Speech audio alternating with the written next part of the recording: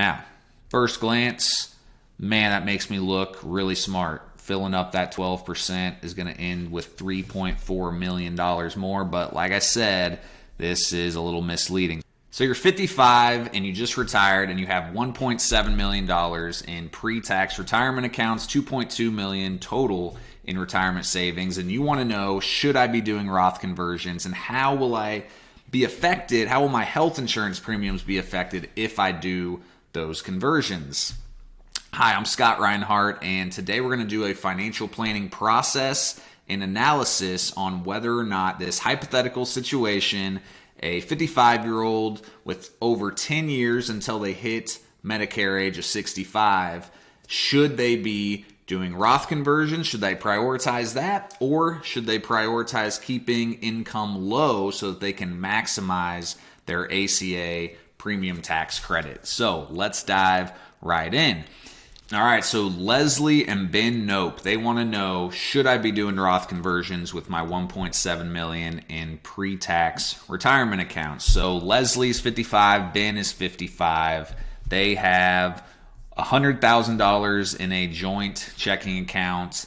They have $400,000 in an investment account that Leslie's been putting money into for a long time, and she's actually built up a pretty good gain. So she's got $400,000 in there with a $200,000 cost basis, and then they have a combined $1.7 million in pre-tax retirement accounts. Now, one thing I'm not really going to get into today, but it is a consideration, is this 401k or IRA money? So if it's 401k money and Leslie retired or been retired after the age of 55, then they can utilize the rule of 55 in order to access those funds before age 59 and a half to avoid the 10% penalty. So that's actually, a pretty important consideration in retirement planning, especially early retirement, but not really the focus of today's video. So let's just assume $1.7 million pre-tax retirement account.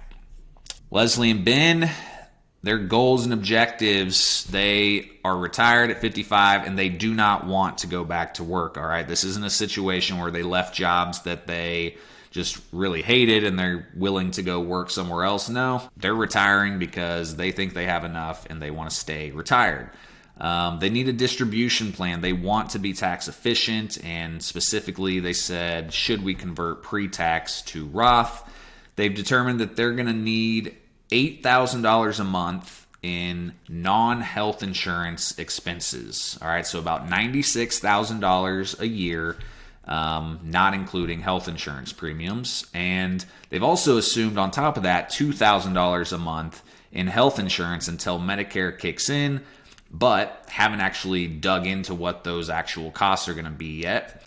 And if there's anything left, great. But Leslie and Ben's well-being is their top priority. Leaving an inheritance is just a bonus. It's not really a priority for them. So that is something that we have to think about as we look at this Roth conversion analysis.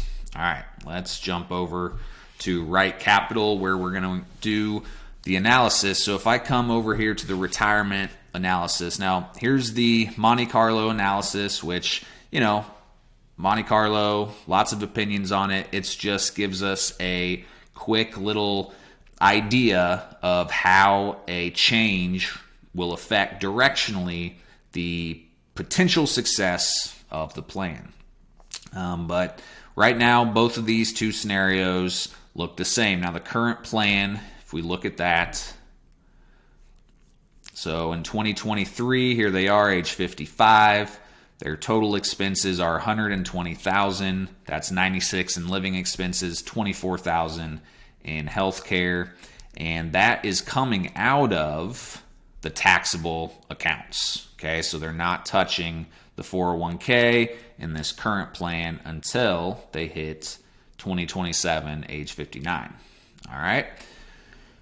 Now, if we come back here, you can see that if that was what we were doing, they would have a very low tax situation while they're withdrawing out of the taxable account because it is not taxable when it comes out of the taxable account. It's kind of a confusing terminology, right? So it's just taxed on the dividends and the capital gains as we go. And if I later, when we look at the tax breakdown, it's assuming about $20,000 in capital gains, which really isn't taxed. If we dig into this, that $643 is just in the state of Kansas, because that's where I'm assuming Leslie and Ben. I should have assumed that they lived in Indiana. That's a miss by me, but I live in Kansas, so that's what I went with. But yeah, you can see they have no federal taxes for the first 4 years of this scenario. And then once they start withdrawing from the IRAs, that's when it kicks in. And then it gets, fairly heavy. And then here's where we start to get concerned, is when we look out years here. Well, here we go. We have a little bit of a break. Social Security, Medicare kicks in. So now they're not having to withdraw near as much. But then you see RMDs kick in 75, because their RMD age will be age 75 based on how young they are. So that's, just gets bigger on the tax side. And so, knowing that that's coming down the pipeline, they want to see if there's anything proactive they should be doing about Roth conversions. Now, first thing I want to do is make this plan a little more realistic, because the thing is, they are selling themselves short. They are not going to have to pay $2,000 a month in health insurance premiums. Adjusted gross income it's $33,000. If I then go and plug that into this website, which will give me an idea of what their premium tax credit is. Now, I suggest using the healthcare.gov for this, but I'm not going to do that here. I'm going to use this website because I can use a U.S. average. But you can go to healthcare.gov, see if you'll save, follow the prompts, and you'll get, for your zip code specifically, you'll get these numbers. They're going to be a little different.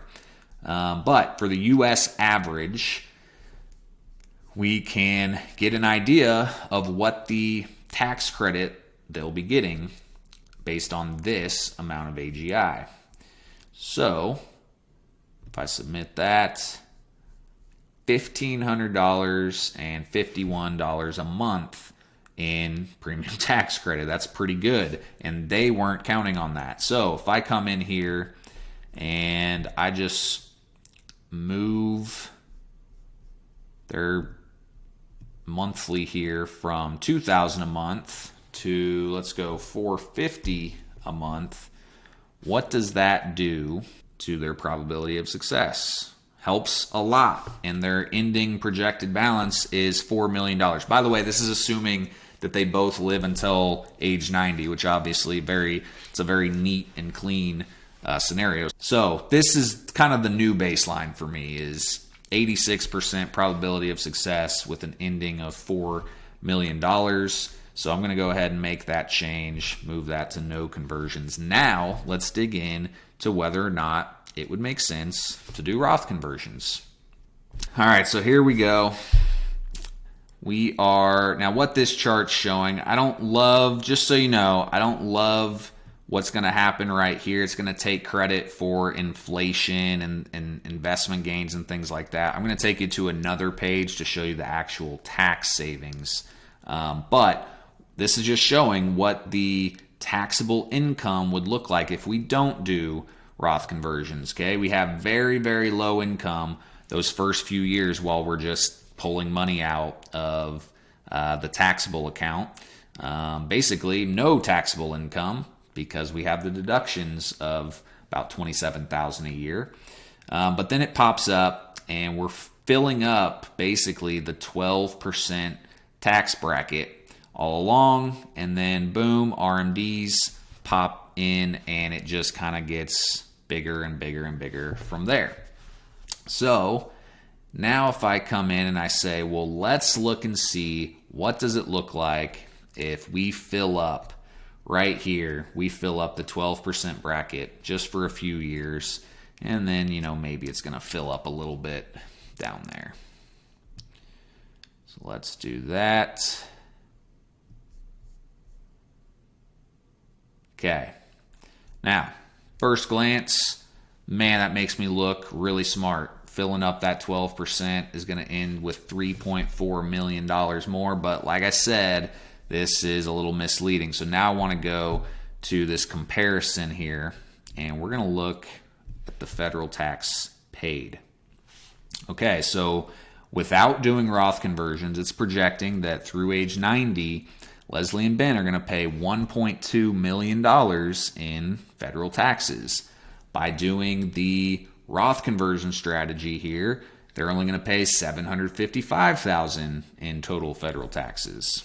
So why is that? How does that intuitively make sense? Let's go back here to this calibration tab. Well, because basically it allows them to never go above the 12%. So their money, their IRA, their pre-tax money is always staying in the 12%. Now, this software does assume that the Trump tax cuts sunset in 2020, at the end of 2025. So that's plugged in here. So 12, 15, you'll hear me use those interchangeably. But that's a big deal. It's showing just smoothing out the income through time. But here's a problem that this little calculation isn't taking into account. What about those first 10 years? Because now we just added quite a bit of income. So if Roth conversions did not affect what you paid in health insurance, it would be a no-brainer. Okay, it'd be an absolute no-brainer to do Roth conversions because it's showing, all right, same probability of success, but it did add $700,000, which lines up with what we were looking at earlier, to the bottom line, to the ending account balance. So now we need to be, once again, realistic. Those first 10 years, they're going to pay more. So what is the new tax situation? So flip over here to the Roth conversion scenario. All right, now we're showing $20,000 in taxes in year one, $13,000 going to federal, and adjusted gross income of $139,000. I'm going to go ahead and round that up. So make it $140,000. What's that going to do to our tax credit? All right, it lowers it to $600 per month. I need to change this to now $1,400 a month because I'm reducing from that initial $2,000 down by the $600 tax credit down to $1,400. So when I make that adjustment, that is going to have, I think, a pretty big impact on this analysis.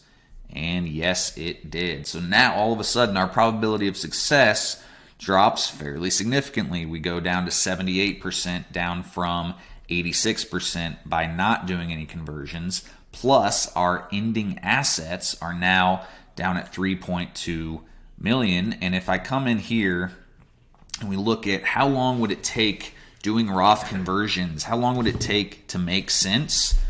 Well, all the way out here, age 88, because this blue scenario, this no conversion scenario, that is higher all along this green scenario, all the way until we hit age 88. So this is looking like a case where Leslie and Ben should not do Roth conversions for the first 10 years of retirement if their goal is to kind of maximize their dollars. Now, that gets a little bit tricky because Leslie and Ben, I don't want them not spending money just to maximize their ACA credit. That's a trap that I do see early retirees fall into. Your money is there for you to spend and to enjoy. So got to balance all of this out. So this is all things equal that they're able to fit everything into that $8,000 a month.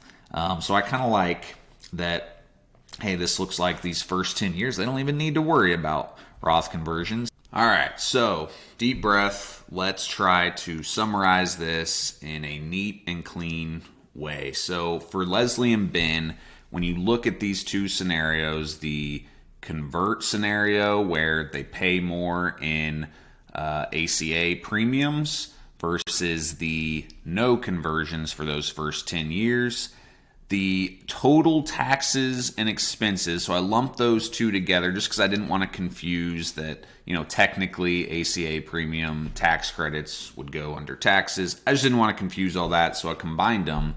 Those first 10 years, by converting, there is a $318,000 difference in the first 10 years. The projected 2032 balance, adding some compound growth on top of there, is $466,000 lower by converting those first 10 years. Now, at some point by converting, taxes catch up, all right? And so lifetime taxes are actually $386,000 lower by converting. But from what we saw, and I cleaned a few things up so these numbers are slightly different from what we were just looking at, but barely.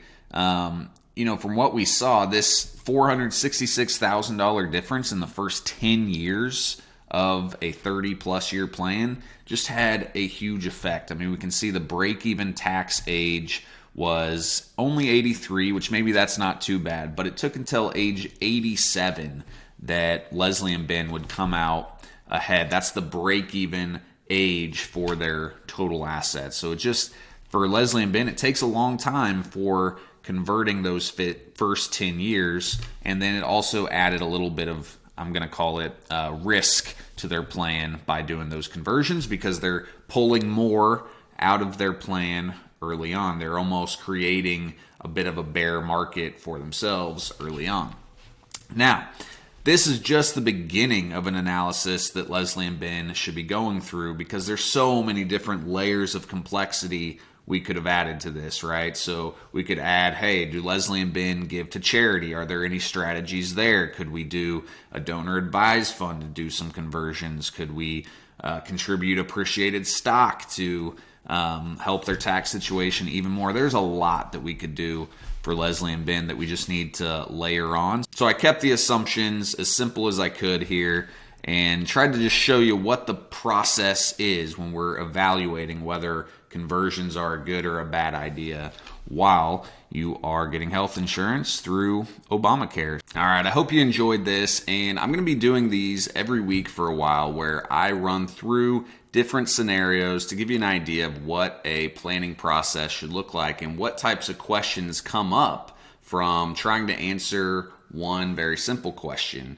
And you can kind of see the different layers that get added on top of what seems like a pretty simple question. So I want to hear from you.